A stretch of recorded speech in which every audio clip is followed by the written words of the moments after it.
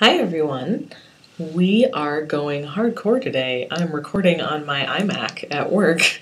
I'm in the process of waiting for some updates on some software on my other usual recording devices in my office, and had this downtime and was sort of twiddling my thumbs, and I was thinking, what could I do right now? I'm going to go ahead and record the racism spectrum video. For those of you who are familiar with this concept, I sort of broadcasted on Facebook and Tumblr that I was going to be using that title for my next video, and that was like a month and a half ago, and a lot has happened since then. In that time, briefly, I did attempt to record it, and I kept, technology would go wrong, or I wouldn't like how it turned out, and so I wasn't uploading it. And I think that was fate, because in the last week, my number of followers has exploded. So welcome, new followers, and I'm glad you're here. I feel like the universe was waiting for that to happen before I could actually release this video. So here we go, the racism spectrum.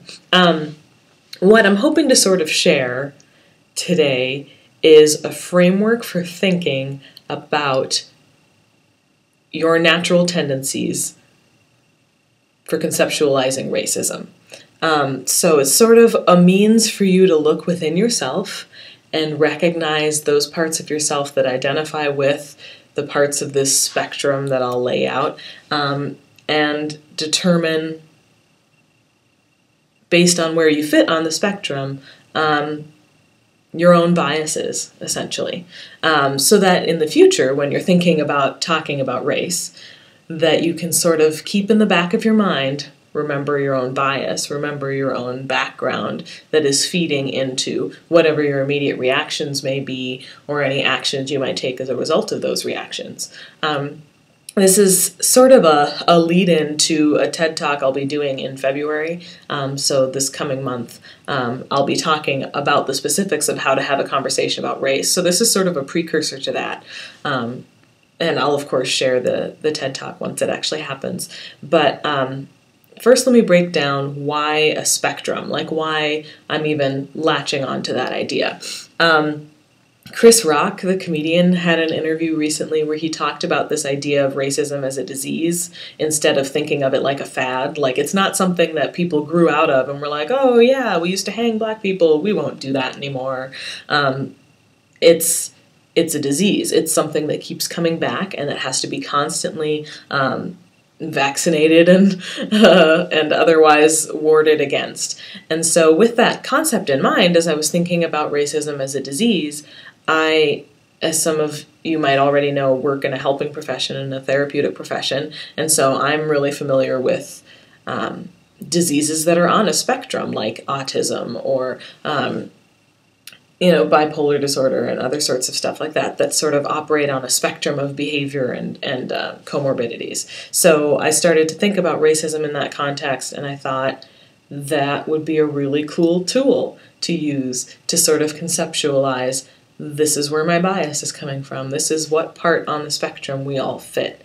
And you'll notice as I sort of progress through this thing that nobody is immune. There's no part of this spectrum that's the magical, golden, wonderful place to be.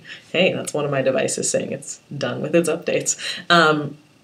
There really isn't. Everyone is tainted. Racism taints everybody. So as you're also approaching this spectrum, along with sort of keeping in mind where you might fit and where your biases place you, don't beat yourself up too much. Everybody's going to fall somewhere on this spectrum. Nobody's going to be perfect. So, without further ado, the racism spectrum. Here's how I'm coming at it. On either end, you have your haters. You have your white supremacists and your minority extremists. These are the people who hate everyone that's not them.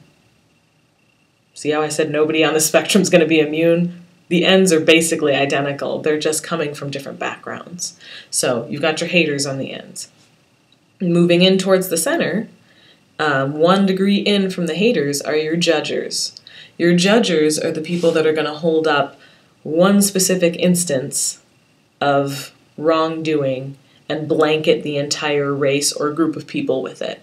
So on the minority extremism side, you might have those really extreme jihadists, sections of Muslims that believe that the entire Western world is going to hell in a handbasket. Or on the white supremacy side, you might have people that say, I don't hate black people, I just don't want them to marry my kids, my white children, or I think all black people are going to hell, but I don't hate them. They sort of hold up, this one little caveat or this one individual and sort of blanket everybody with them. So your haters on the outside, hating everybody, judgers, 1 degree in from the haters, closer to center, but still a problem because they blanket. So now, haters, judgers, coming in 1 more degree here, to the pointers. The pointers are going to be your people that are going to look at specific instances of injustice or impurity and say, this is a problem. We should be talking about this. Who's addressing this? How can we fix it? They're the people that are they're the instigators. They're constantly looking for ways to start conversations and connect the dots and make sense of the world around them. I'm a pointer. I see myself as somebody who's constantly looking at specific little instances and going, hang on, this doesn't make sense. This doesn't work. Let's talk about this. Let's figure this out. But there are pointers on both sides of things. There will be people who will point, like that picture of the little black boy hugging the cop at a protest somewhere that happened recently, and that got shared all over the world as see, we're done now. We're living in a post-racial America. Everyone loves everyone. That's cute. I don't really think that's reality, but those are pointers. They're just coming from a different perspective than my kind of pointing. So, to recap, haters on the outside, hating everybody. Judgers 1 degree in, blanketing everyone with individual perspectives. Pointers, finding individual perspectives and requesting to have larger conversations about them. And then in the middle are what I ironically call the peacekeepers. If you've seen the Hunger Games movies or read the books, you sort of know why this is an ironic statement for me, because the peacekeepers in those stories are not at all peacekeepers. They're people that are just there to maintain the status quo. And that's what I mean when I talk about peacekeepers in the center of this spectrum. They're the people who would rather post pictures of fluffy bunnies and unicorns than talk about any of life's problems. They will actively deny that problems exist because talking about them is only going to make them get worse in their minds. They don't currently possess the framework to understand that there can be healthy discussion about conflict. So you might be finding some aspects of this that you're like, oh, that relates to life just in general outside of racism. Peacekeepers are an excellent example of that. Peacekeepers. These people in the center that just, I don't want to talk about it. Let's all just sing Kumbaya and hold hands. They ain't having it. And like I said, that could be all facets of life, but it's especially frustrating when you're talking about race to encounter somebody that's giving you this all the time. So, recap. Haters on the outside, hating everybody. Judgers, 1 degree in, blanketing everyone with their stuff. Pointers, trying to find individual situations to talk about. And then your peacekeepers in the middle. So, why does any of this matter? Like I said, as I'm talking about this idea of the racism spectrum, you might have found a couple of things resonating with you that you might have gone, yep, that's me. That's where I fit. And that's awesome. If that happened for you, retain that. Remember that. Because for me, I know when I go into a conversation knowing that I'm a pointer and knowing that not everybody is going to point with me or that not everyone is going to be pointing at the same thing, it's valuable for me to sort of slow my roll sometimes and not get ahead of myself in terms of how much I'm trying to point out, how much information I'm trying to give within the thing I'm pointing out, and how much I'm expecting people to follow the things I'm pointing out. Not everyone's going to see what I'm going to see. And that's reality. That's okay. But it's frustrating.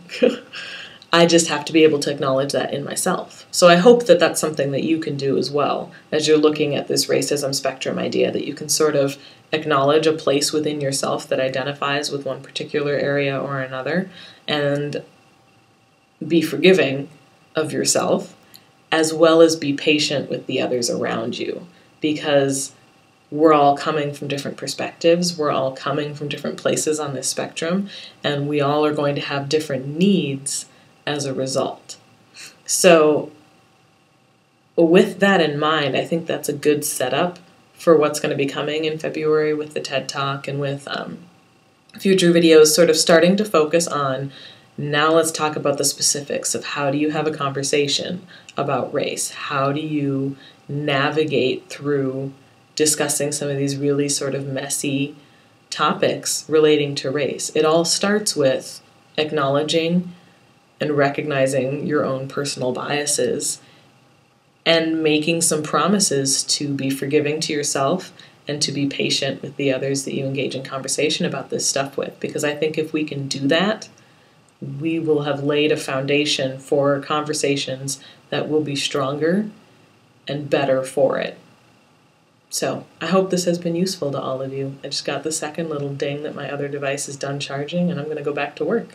But I hope you all have a wonderful day. Thanks for watching.